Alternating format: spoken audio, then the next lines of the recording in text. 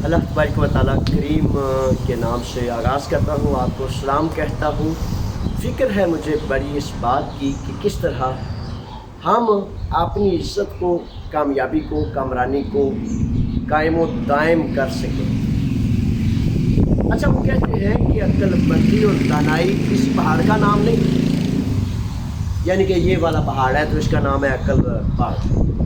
अक्लमंदी और दानाई, कामयाबी और कामरानी आती कैसे है? वो कहते हैं कि किसी अक्लमंद ने अगर दानाई का रास्ता सीखना है तो बेवकूफ़, नालायक, नादान, नाकाम लोग जो करते हैं वो उनकी तरफ पूरी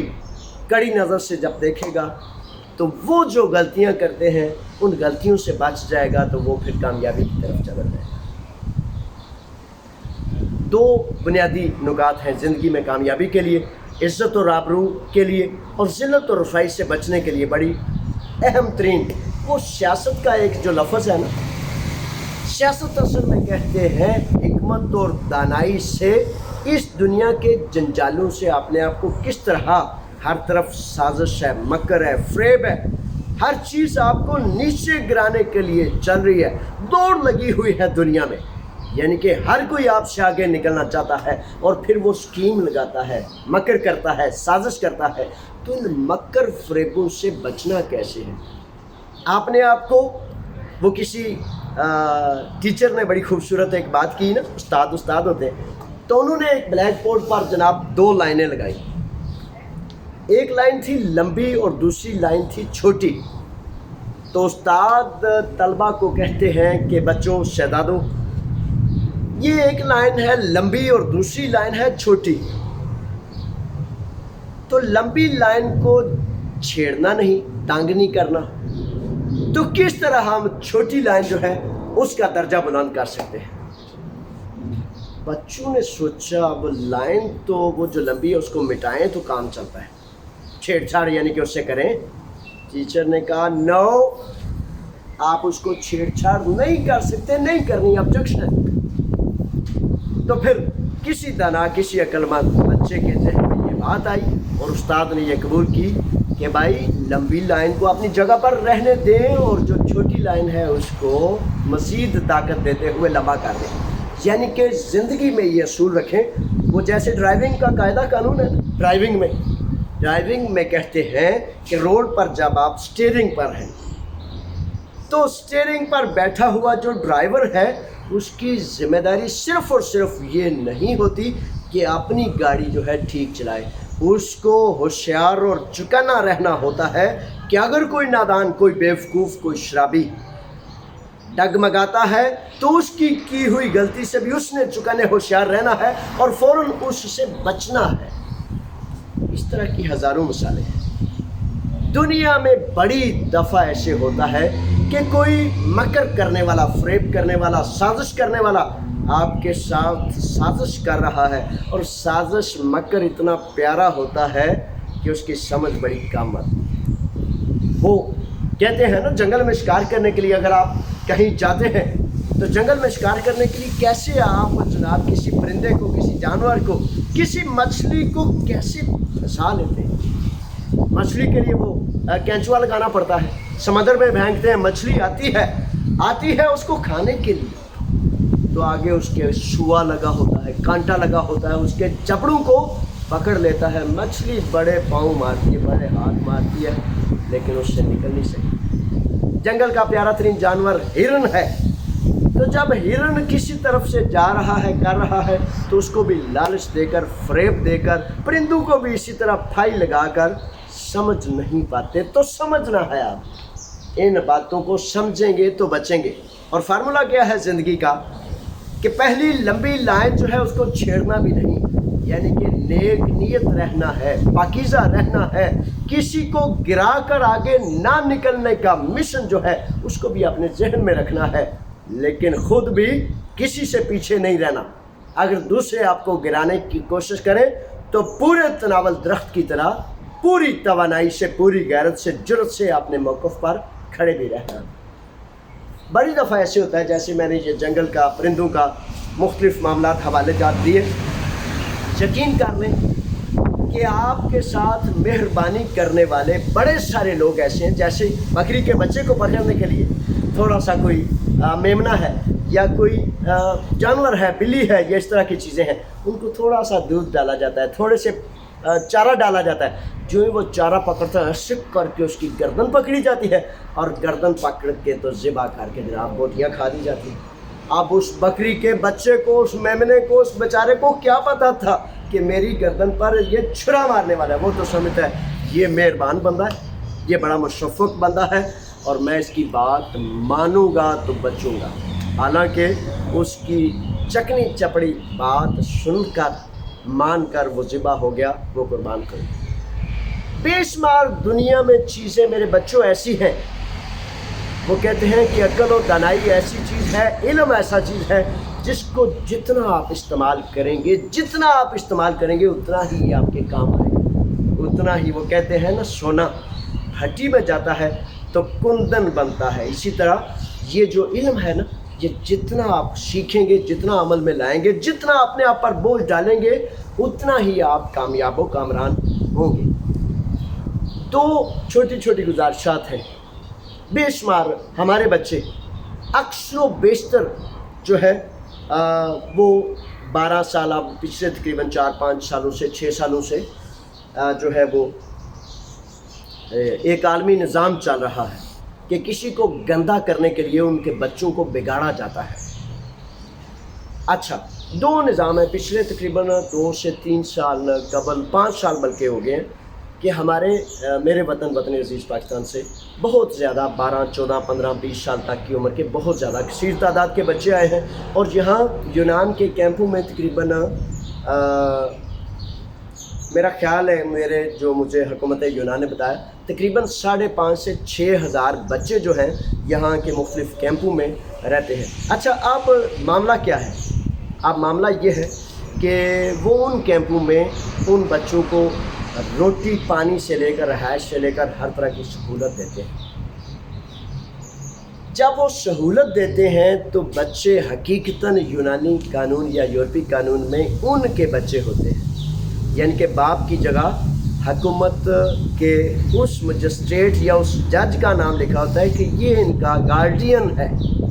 وہ خالد صاحب ایک ہمارے ساتھی ہیں، آس پروپر کو رہتے ہیں، تو وہ بڑے پریشان، بڑے سنگین مطلب کرب کی حالت میں کہتے ہیں کہ میرے بیٹے نے مجھ سے ملنے سے انکار کر دیا۔ وہ کہتا ہے میں نے نہیں ملنا۔ تو جب 12, 13, 14 سال کا بچہ ہوگا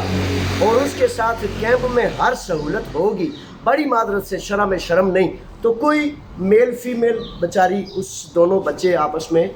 گڑمڑ ہو جائیں گے، تو کب وہ بیچارہ سمجھے گا کہ کس عورت نے مجھے جنم دیا، کون سی میری ماں ہے، کون سا میرا باپ ہے؟ تو یقین کریں میں اس کے ساتھ گیا تو بچے نے انکار کیا کہ میں کوئی میرا باپ صاحب نہیں، میں کسی سے نہیں ملنا چاہتا۔ جب بچے ان جالوں میں پھنس جاتے ہیں، وہ بچے بیچارے بچے ہوتے ہیں، نادان ہوتے ہیں، کچی عمر کے ہوتے ہیں، تو کیمپوں میں جا کر پھر وہ بھول جاتے ہیں کہ ان کو ایک ماں نے جنم دیا، ان کے ایک بابا جان ہے، ان کی ایک فیملی ہے۔ وہ بچے بیچارے سمجھتے ہیں کہ سب کچھ شاید یہی۔ اسی طرح امونیا بازار میں بچے ہیں، ہمارے بچے ہیں، ہماری روشنی ہے، ہمارا کل ہے۔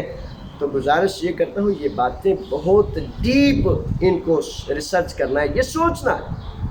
تو بڑی دفعہ ایسے ہوتا ہے کہ وہ معذرت سے کسی خاص فرد کا نہیں، قوم کا اور قوموں کا میں معاملہ آپ کی خدمت میں پیش کر رہا ہوں۔ تو ان